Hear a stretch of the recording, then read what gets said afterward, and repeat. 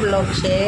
આ ભજીયા બનાવ્યા છે, આ ભજીયા છે બનાવ્યા ચા સાથે નાસ્તો કરવા માટે।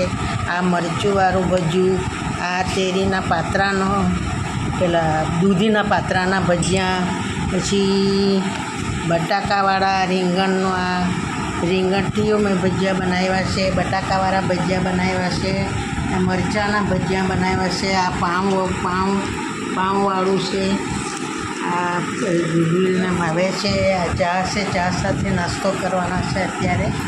આ ભજીયા અત્યારે 6 વાગ્યાનો નાસ્તો છે। આ દૂધીના પાત્રા તેને કાપીને તેના ભજીયા બનાવ્યા છે। આ બટાકાવાળાઓ છે, રીંગણવાળું છે, મરચાંવાળું છે, એ બધા ભજીયા બનાવ્યા છે। અત્યારે નાસ્તો કરે છે। ચાલો આવજો, બાય। સબસ્ક્રાઈબ કરજો, લાઈક કરજો, શેર કરજો।